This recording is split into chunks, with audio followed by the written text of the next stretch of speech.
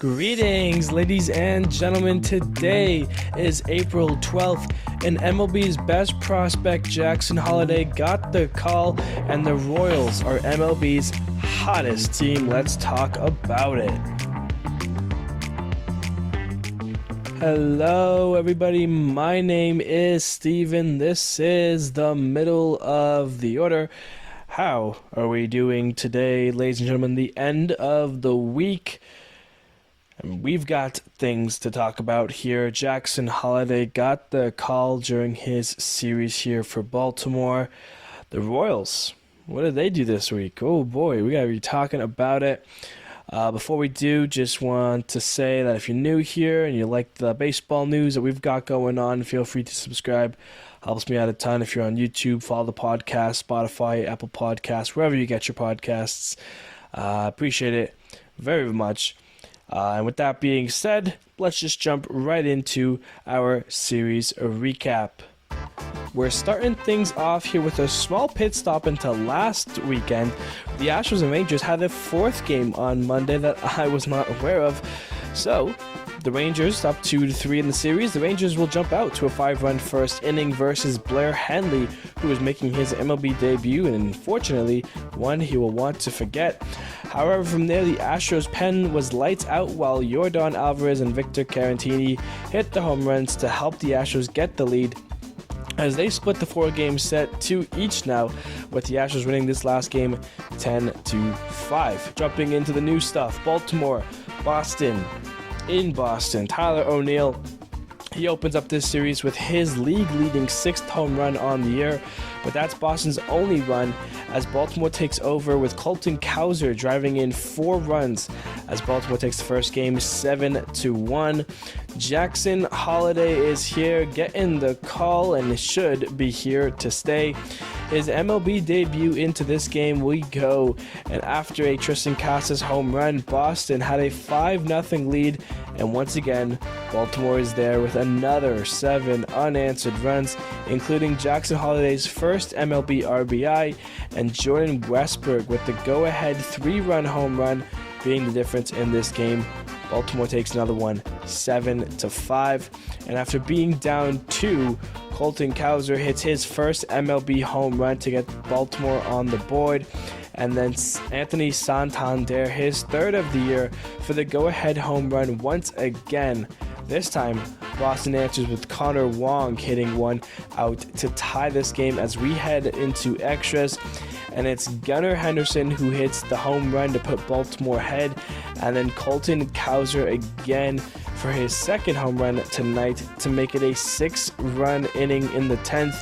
Boston cannot answer, and the Orioles come away to Fenway and get the sweep against the Red Sox as they win it 9-4. Marlins and Yankees, it's a mismatch series here as the red-hot Yankees take on the cold-as-ice 1-win Marlins. How do you think these games went? Well, Nestor was nasty here in Game 1, 8 scoreless innings. With Volpe and Soto going deep, the Yankees win the first game easy, 7-0. Game 2 was closer with a Verdugo bomb to put the Yankees up. Marlins would score 2 in the 7th and make it a 1-run game, but wouldn't be able to go ahead as they fall short and lose that one 3-2. And in the final game, Stanton hits his 4th home run on the year already, but that's the 4 that matters, is the 4 runs that the Marlins put up in the 3rd inning, thanks to a 3-run home run from Jake Berger. That would do the trick as the Marlins avoid the sweep to the Yankees and take that last game by a score of 5-2. Marlins and Blue Jays as the Blue Jays host the Mariners. Excuse me, did I say Marlins and Blue Jays? Mariners and Blue Jays. The Mariners host... Nope. Whoa. The Blue Jays host the Mariners in their home opener, and we finally get to see some of their offenses. They put up 11 hits. Barrios goes near 7 innings of scoreless baseball. The Blue Jays win their home opener by a score of 5-2. Bo Bichette hits home run at number 1 on the year here as the Hound Dog, Chris Bassett, strikes out 8 Mariners. They hit a couple home runs late from Dominic Canzone and Mitch Haniger trying to get back into it, but it was too little too late. The Blue Jays win another one 5-3. And in that final game, down 1, Vladdy crushes a baseball to tie the game as we would end up in extras where Cal Raleigh, the Blue Jay killer, hits his second home run of the series. The Mariners score 5 runs in the 10th and win it to avoid the sweep to the Jays 6-1. White Sox and Guardians. The White Sox can't touch Tristan McKenzie and the rest of the Guardians pitching. Jose Ramirez hits his second bomb of the year to help lead Cleveland past them in Game 1 by a score of 4-0. And after getting shut out, the White Sox opened Game 2 with 5 runs in the first inning. It would only take the Guardians 4 innings to score those 5 runs and tie it back up. But they wouldn't be able to do anything afterwards as the White Sox get 2 runs on a Dominic Fletcher double to get the lead. And the difference in this one, the White Sox even up the series with the win 7-5. Gavin Sheets would have 4 RBIs in the first 3 innings with the help of a 3-run home run in the third. The Guardians would answer here on National Sibling Day, and no better way to celebrate than having the brothers, Josh and Bo Naylor, both homering in the same inning. Stephen Kwan joins them later in the home run party as he would tie the game up on his home run and would send the game to extras where it would be the brothers once again. Josh Naylor tying the game back up on a double, and then Bo Naylor with the walk-off single. The Guardians and Naylor brothers have a special game and win it to take the series, beating the White Sox 7-6.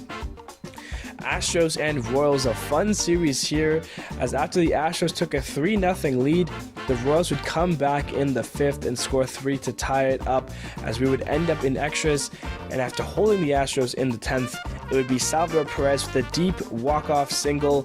KC takes the big first game versus the Astros by a score of 4-3.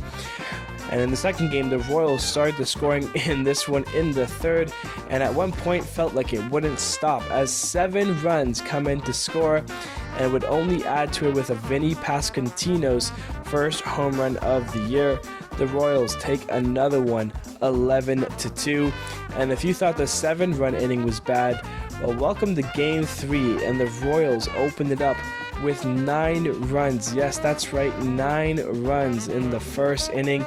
Bobby Witt, home run. Later on, it's Bobby Witt again, second of the game, as this game was all Bobby Witt, going 4 for 5 with 5 RBIs and 2 home runs. And this series was all Kansas City. Baseball's hottest team sweeps the big bad Astros and now have won 7 straight as they take it 13-3. Dodgers and Twins. Manuel Margot gets some revenge as he hits his first home run of the year versus the Dodgers, the team that traded for him and Glasnow earlier in the offseason, only to ship him to Minnesota during spring training. But the Dodgers do get the last laugh as Outman and Ohtani homer. That leads the Dodgers to the win 4-2. This second game was made of home runs. The Dodgers with 2 3-run home runs from James Outman and Will Smith, while the Twins, who couldn't touch Glasnow, who struck out 14 and was brilliant, would hit 3 home runs late, but they were all solo shots from Ryan Jeffers, Carlos Correa, and Alex Kirilloff. They out-homer the Dodgers, but they still take the L. Dodgers win it 6-3. And then the Canadian Eduardo Julien makes this game his as he hits 2 home runs in the game, making up the difference in this one as he helps the Twins get the win to avoid the sweep as they take it 3-2. A's and Rangers. It was a very strong game for Texas, who had good pitching from Eovaldi and had a Jonah Heim and Evan Carter both hit their first home runs of the season.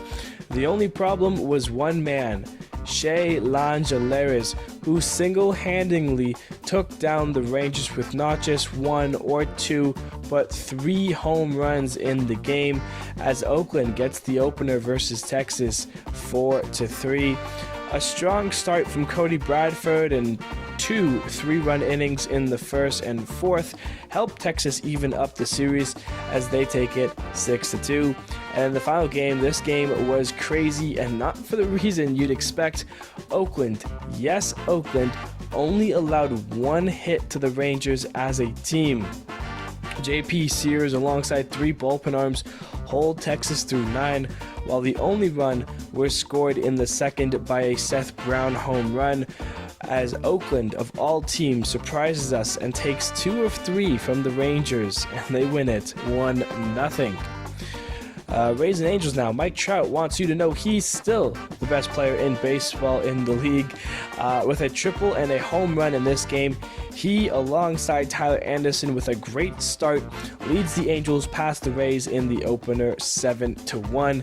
And he's not done there, because Mike Trout starts the second game with his league-leading 6th home run of the year.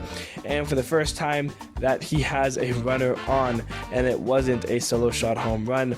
But this game would go Tampa's way, as Isaac Paredes would homer in the 7th, making the difference in this one. The Rays even up the series at 6-4 there. And then a 3-run first and a home run from Jose Caballero in the second. That would be all Tampa needed, as they end up with the win and take 2 of 3 from the Angels, winning it 4-2.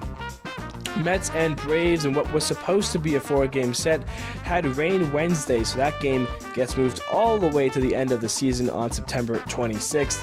So a 3-game set here. The first game would have the Braves up 4, but after Brandon Nimmo started hitting the ball out, things would change. A 3-run home run for his first of the year, tied the game at 4, and then his second of the year, that would tie the game up at 5. DJ Stewart then hit his first of the year to give the Mets the lead, and they wouldn't look back, holding off the Braves and taking the first game 8-7. Braves had a 6-0 lead after 6th, but in the 8th, here comes the Mets with a Pete Alonso 3-run home run and 2 more runs after that. The Mets turned it into a 1-run game, but fell short with their comeback, as the Braves even up the series with the win 6-5. Final game was all New York in a big way. Double-digit runs as the Mets entered the 9th, leading 12-4, and just for good measure, there's Tyrone Taylor hitting the grand slam in the 9th to make it a 12-run game, good enough for the win and the series. The Mets blow out the Braves and take 2 of 3 as they win it 16-4. Phillies and Cardinals now, and after a Brandon Marsh home run in the 9th, the Cardinals were down 2 with 3 outs left to play.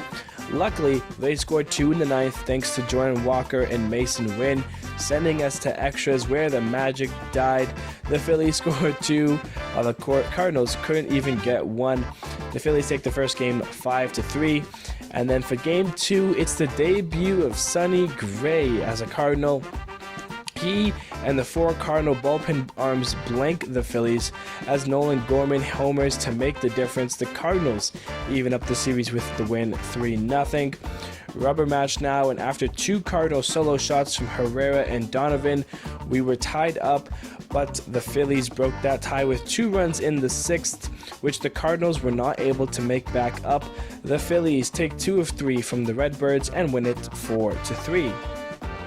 Tigers and Pirates now. It's a small 2-game set between these two, and the first one was all Pirates.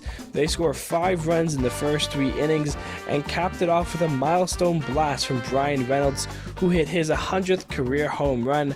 The Pirates take it 7-4. Martin Perez masterclass in game 2 here. He goes 8 innings with 1 run for the Pirates, and it's a 2-homer game for Edward Olivares. How did the Pirates not win this game? Well, the Tigers came roaring back in the 9th with 4 runs against All-Star David Bednar, who hasn't been himself since the new year, but teammate Rowdy Tellez had his back in the post-game interview, which you love to see. But regardless, the Tigers get to him a big comeback in the 9th to get the win, and they split the 2-game set with Pittsburgh 1 each as they win it 5-3. Brewers and Reds now. Similar to the Braves and Mets series, this 4-game series turned into a 3-game series, with rain on Thursday moving that game until August 30th. For game 1, the Reds had a huge lead after scoring 6 runs in the 4th to make it an 8-0 game. The Brewers score 8 runs in 3 innings with the help of home runs from Bryce Terang and Christian Yelich. Luckily for the Reds, while the Brewers were scoring those runs, Ellie De La Cruz hit not one but 2 home runs late in this game, one of which an inside the park home run. The Reds come away with the win and beat the Brewers 10-8. Blake Perkins and Christian Yelich both with big games as they had 3 RBIs each. The Brewers roll past the Reds for the second game with the win 9-5. And then the Brewers, alongside the same 2 guys who did it last game, Perkins and Yelich, keep it rolling as they score 5 runs in the first 2 innings, and both Blake Perkins and Christian Yelich homer in this game as the Brewers take 2 of 3 from the Reds and win the last game 7-2. Cubs and Padres, 4 runs in the second and 4 more in the fourth. It was all Cubs early. They had an 8-0 lead, and then all of a sudden, here comes the Padres. Jay Cronenworth home run, Xander Bogaerts home run. Next thing you know, it's a 7-run frame in the 6th inning and a 1-run game. Then in the 8th, it's Fernando Tatis Jr. with the clutch go-ahead 2-run home run. That gets the Padres all the way back. They complete the comeback of 8 runs with a very impressive opening win, beating the Cubs 9-8. Game 2, and at the age of 36, the Brazilian native catcher Yan Gomes is still playing well and hits his career 136th home run in this one to get the scoring started, and that was followed by a grand slam from Christopher Morel. The Cubs don't let another comeback happen and take the second game 5-1. But the last game's all Padres. Cronenworth and Profar homer late in this one as they score 6 runs in the last 3 innings to put this game out of reach. They take 2 of 3 from the Cubs and win it 10-2. Nationals and Giants now, and it's Blake Snell's debut with Giants, and it didn't go great as he only goes 3 innings, giving up 3 runs. Lane Thomas hits his first home run of the year, as this one is all Nats as they win it 8-1.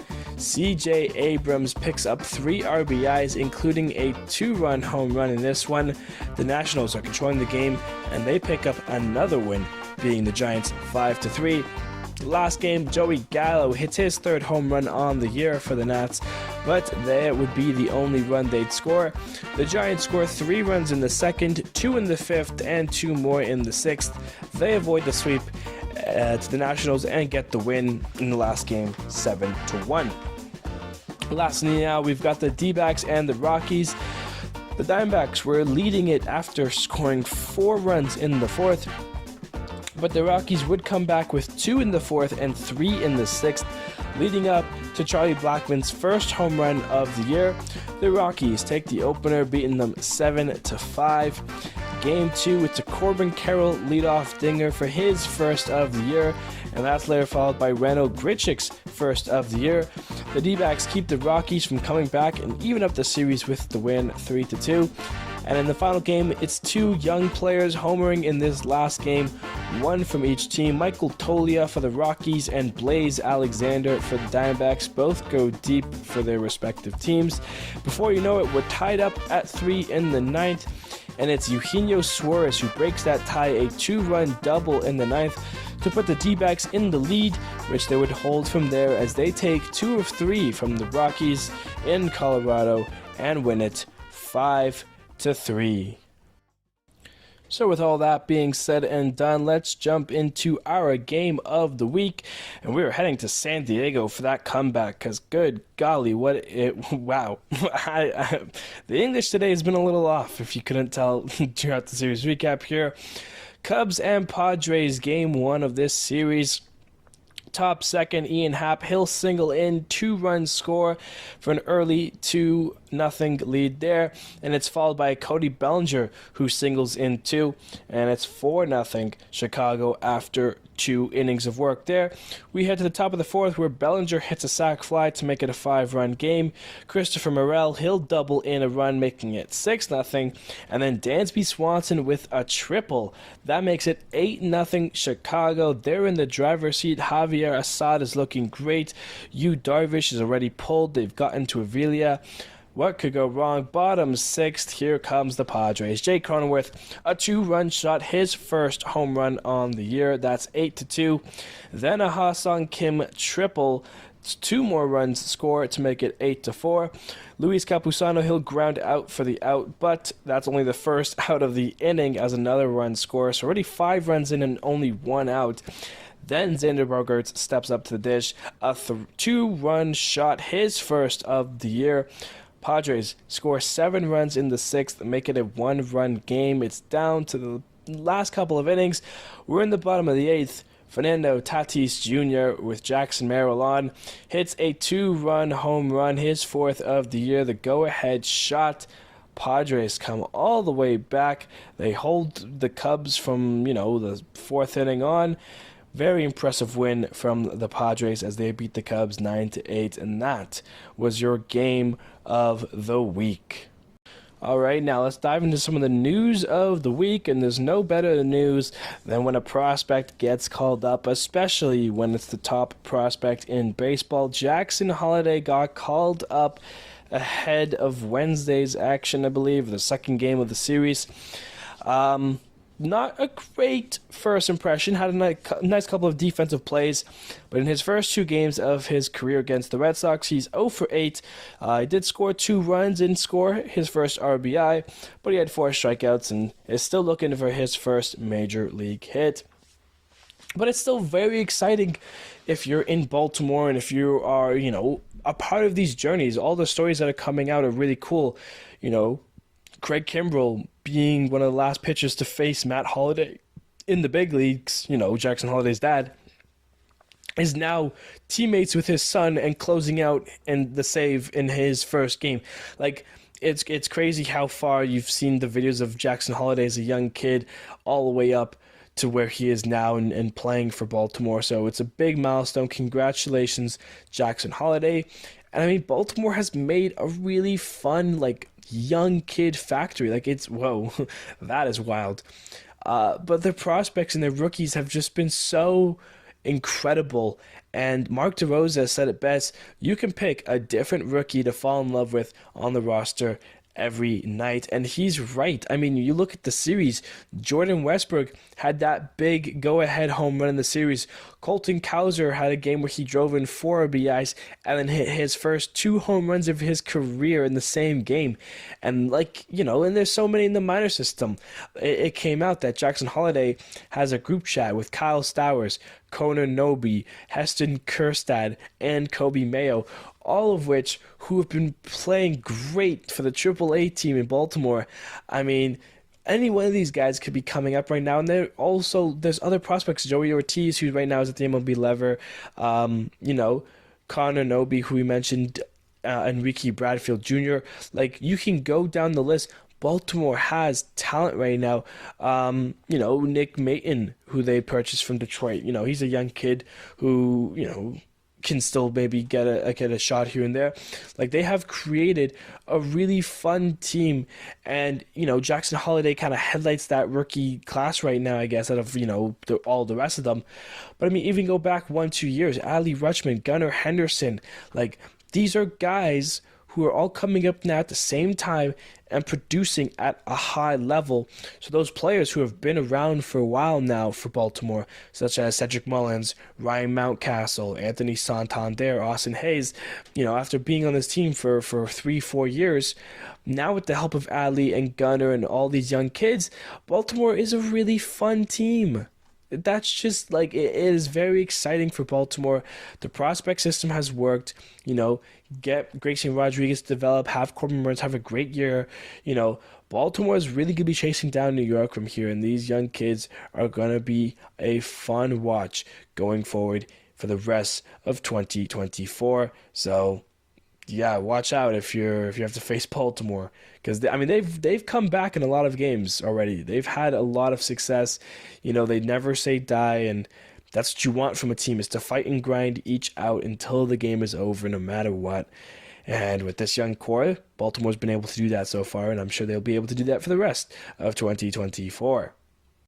All right, now let's do a small little update on the Ippei situation. we're a law podcast now apparently because this is what we're talking about. So yeah, don't want to spend too much time on this, but did think the update was needed.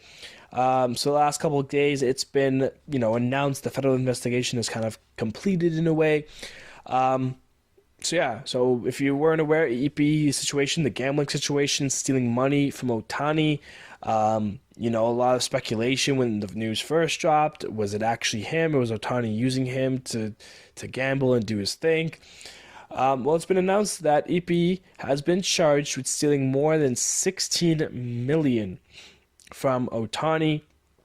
And these are the facts that have come out from the federal investigation. I was watching Ben Verlander talk about the situation a little bit, and he doesn't get why people like this has been now proven facts and the truth. Why people still think Otani is somehow involved, and because how do you not notice 16 million missing from your account? I don't know, but these are the facts, and we're speaking off of facts, and this is what it is. It came out that EP used Otani's account to spend $325,000 on baseball cards, and has now led to what is presumed to be jail time for him. Yeah? And negotiations, it sounds like EP is going to plead guilty to the federal crimes, and face his time. So that's kind of the update there. Kind of want to leave it at that. Don't want to bring too much light more into the situation.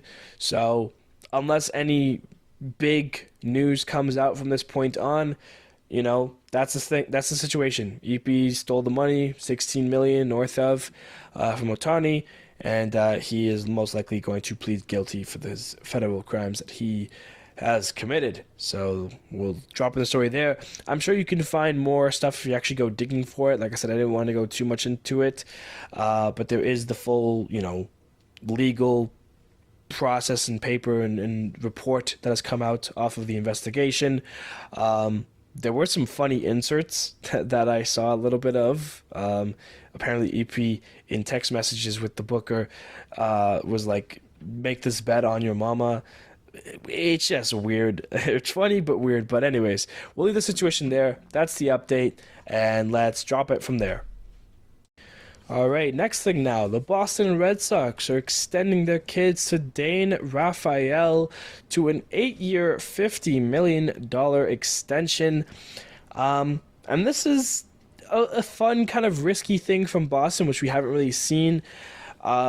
It's 50 million for 8 years, so a 6.25 AAV, which isn't a lot, and especially if they think this kid's going to turn out the way that they're hoping him to do and to break out the way he's supposed to. Paying him 6.25 mil for 8 years, that's going to be great for the Red Sox. But of course, you never know what can happen in those 8 years. We've seen long contracts go very successful. We've seen long contracts blow up after 2 years. So, so far in his major league career, he's hitting a 225 average, 2 home runs, 10 RBIs, 4 stolen bases, and a 634 OPS. So pretty okay numbers. Is he worth the 6.25 off of that? You can debate that, but I'm sure that there's plenty of upside that Boston sees, and is going to pay the kid for now and hope that, he'll be able to break out over the next year or two and be well worth that 50 million. So Boston making a move there. The Royals. Whoa, the Royals. MLB's hottest team in baseball. What have they been able to do? They sweep the White Sox. They sweep the Astros. And all of a sudden, they are looking really strong. The team has come together. They're clicking in a fun way. And I mean, that's what you want from a baseball team here. When the guys are having fun and being out there, and it's not just one guy. You can go down the lineup. Bobby Witt obviously having a great start to the season so far with 4 home runs, 8 RBIs, 19 hits, a 358 average. He's been leading the way. But it's not just him. MJ Melendez has an OPS above 1,000. Nelson Velasquez has been doing well with 2 home runs to his name, a 922 OPS for him. Salvador Perez, the walk-off. Mikel Garcia, how hot has he been with 3 home runs and 12 RBIs, leads the team there. Kyle Isbell, Vinny Pasquantino, Frazier, Renfroe, the guys have all been producing a little bit here and there. They've been putting up fun numbers. The pitching, you can say is just the same. Like I said, that starting pitching on the last episode has been phenomenal recently. And I mean, that's what you want from your team. Seth Lugo with a 1.45 ERA after his, 3 starts, 18 and 2/3 pitched, 3 earned runs. Brady Singer, 0.98. He's only given up 2 runs with 18 strikeouts. Cole Reagans has 21 strikeouts, leads the team there. Michael Walker, Alec Marsh. But then even after those 5 guys and all the innings they've pitched, the bullpen's been pretty nice too. John Schreiber, 5 2/3, hasn't given up a run. Matt Sawyer, 5 innings, no runs given up yet. Angel Zerpa, 4.2, no runs given up. Jordan Lyles has been okay. James MacArthur's given up a couple runs. Nick Anderson kind of got tossed around one game, but still, throughout this thing, 1 through, 10, 11 guys, 13 guys in total. 13 guys in total, they have given up only 5 home runs, the lowest in MLB. They've only given up 5 home runs as a collective pitching staff throughout all of the innings they've had to play, and it's been very impressive. The Royals are super fun since the White Sox series and the Astros series as well. In this 7-game winning streak, they have outscored their opponents 48-13. They're holding their team while also putting up high numbers of runs. Those last 2 games against the Astros, a 7-run inning, a 9-run inning. I mean, the Royals right now are clicking and could be a lot of fun. They have a 3-game series against the Mets this weekend, and if they continue that, then they have 3 more against the White Sox to start the week next week. So we could be here a week from today talking about how the Royals swept the Mets and the White Sox and could be on a 13-game winning streak if all things go according to plan. By the end, regardless of whatever happens, right now, as of this day, the Royals are hot. They look good, and that was something I was saying about in the offseason before the season got started here. The Royals could be a fun team this year, and so far they're in the mix of things where I would say they are a very fun team to watch right now. And sweeping the Astros is no easy task, so good for Kansas City, and hopefully they can keep it rolling. All right, continuing on now with the episode here, we've got some injuries to talk about, and well, what do you expect besides pitchers on this list here? Framber Valdez was originally scratched for his start against the Royals for Houston, and then he was placed on the IL for elbow inflammation there.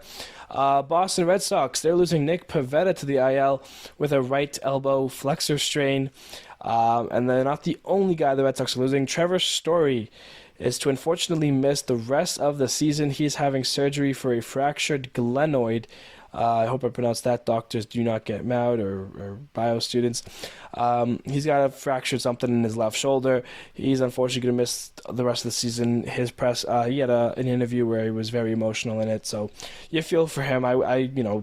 Colorado, Trevor Story was one of my favorite Rockies players to ever play baseball, so hopefully he can stay healthy next year and he'll be good to go. Josiah Gray for the Nationals, he's on the IL with a right elbow flexor strain as well. And then Yoan Moncada for the White Sox, he's missing 3 to 6 months with a left adductor strain. That's not going to help his case out here for earning his contract well. But unfortunate there for the White Sox. Now, our outstanding performances for the week. We'll start with Nasty Nestor Cortez with the Yankees. 8 innings pitched, 2 hits, no earned runs, no walks, 6 Ks. Tyler Anderson, 7 innings pitched, 4 hits, no earned runs, 1 walk, and 3 Ks for the Angels. Martin Perez, despite his team losing in the end, he was great with 8 innings pitched, 6 hits, 1 earned run, no walks, 7 Ks. Corbin Burns, 7 innings pitched, 2 hits, 1 earned run, 2 walks, 6 Ks. Dylan Cease, 6 innings pitched, 2 hits, no earned runs, 2 walks, 7 Ks. Tyler Glasnow, what a start for him. 7 innings pitched, 3 hits, no earned runs, no walks, and 14 strikeouts. Crazy numbers there from Glasnow. How about a little shout for J.P. Sears? 6 1/3 innings pitched, 1 hit, no earned runs, 3 walks, and 5 Ks. And Oakland as a whole, that day they one-hit the Rangers. 9 innings pitched, 1 hit, no earned runs, 3 walks, 8 Ks. Very impressive stuff there from Sears and Oakland as a whole. And then, not outstanding, but special shout out, Sonny Gray, his debut with the Cardinals, 5 innings pitched, 5 hits, no earned runs, no walks, 5 Ks. And then also just to mention Blake Snell again, his Giants debut, not great, 3 innings pitched, 3 hits, 3 earned runs, 2 walks, and 5 Ks. So not bad, but definitely not great. Those are your outstanding performances. All right, and now that it's been just over about 2 weeks since the season has started, it's time to bring back the stat leaderboard for the first time of the year, and let's check who's leading the stats so far this year. In terms of average, it's the catcher from the Dodgers, Will Smith. He's batting .412 on the year so far, so keep that up there. Leading the league in hits, it's the Guardians, Stephen Kwan, outfielder, having a nice resurgence year so far. He's had a great start to the season. He's got 22 hits on the year already. Home runs, it's a tie between Mike Trout of the Angels and Tyler O'Neill for the Red Sox. They have 6 each, lead the league there. RBIs, it's a 3-way tie between Spencer Steer, Teoscar Hernandez, and Jake Berger. All 3 of them with 15 RBIs. Leading the league in runs, it's Mookie Betts with 19. Leading the league in walks, it's Mookie Betts with 16. Leading the league in stolen bases is Bryce Terang from your Brewers with 7. And then leading your league in OPS, it's Mookie Betts again, 1.234. If I did this last week, I think Mookie Betts would have led everything. Average, hits, home runs, RBIs. So, great stuff there for Mookie, but, let some other guys get in the leaderboard. Mookie's definitely tearing it up so far to start the year off. Looking at pitcher stuff now, wins right now, the starting pitchers with the wins, Tyler Glasnow and Cody Bradford with 3 each. They're off to hot starts.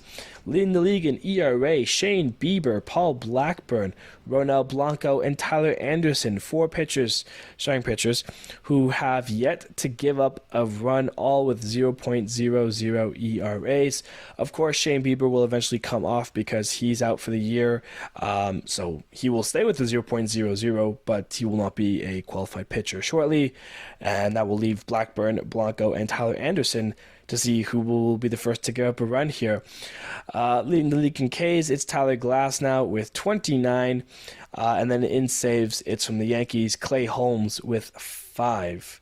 So good stuff there to start the year off. That is your stat leaderboard.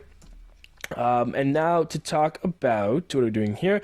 Upcoming series. Let's talk about the upcoming series for the weekend set here. The Rockies are heading to Toronto to take on the Blue Jays. Giants in Tampa taking on the Rays. Brewers at Orioles. Angels at Red Sox. Yankees at Guardians. Tigers at Twins. That's a fun series there. Reds at White Sox. Rangers at Astros. Again, they're back at it. Nationals at A's. Cubs at Mariners. Braves at Marlins. Royals at Mets. Pirates at Phillies, the poop series, Cardinals at D-backs, and Padres at Dodgers. And in case you don't know, the reason Pirates and Phillies at the poop series is because of the Philly scoreboard bug. When, they start a game, it's P00P, so poop, MLB posted on their Instagram. Don't get mad at me for bringing it up there. All right, last thing on the agenda today. If we're bringing back the stat leaderboard, we also have to bring back, for the first time of the year, the playoff predictor. It is back here, and we are going to predict the playoffs if they started today here, 14 days into the season, because why not? It's fun to talk about. So Tigers and Rangers would face off in the AL wildcard here. Rangers would win that game, and then Baltimore and Kansas City for the other series here in the wildcard, and it falls to Kansas City. So Baltimore losing another series here. ALDS, Rangers at Guardians, Royals at Yankees. How about the 1 and 2 seeds getting getting losses. I don't know what I'm saying here. It's an ALCS between the Royals and the Rangers, and of course, it's the Kansas City Royals who are heading to the World Series. On the NL side, Phillies and Braves, they are again meeting, but this time in a wild card series. So with less games, the Braves will find a way to win it. And then the other side will have the Cubs and Pirates, a couple NL Central teams. It falls the Pirates' way as they head on to the NLDS. Braves at Dodgers for the NLDS. Pirates at Brewers. Dodgers beat the Braves. Pirates upset the Brewers as the Pirates take down the Brewers and Cubs from their division to head to the NLCS, where they're facing the big bad Dodgers, and look at that, they get the job done. So our World Series, the first one of the year for our playoff predictor, is your Pittsburgh Pirates and your Kansas City Royals. Who had that one coming? Drum roll, please. The Pittsburgh Pirates are your 2024 World Series champions if the playoffs started today. Of course, this is all spun by a wheel. It's all jokes. It's all for fun, but it's nice to see kind of what will happen throughout the year. So the Pittsburgh Pirates are the first team to win the 2024 World Series according to the wheel. And that, ladies and gentlemen, is how we wrap up today's episode. Thank you, everybody, so much for listening.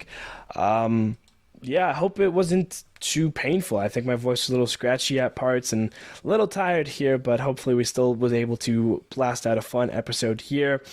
And not much left to say here. So thank you, everybody, so much. And I will see you on Monday.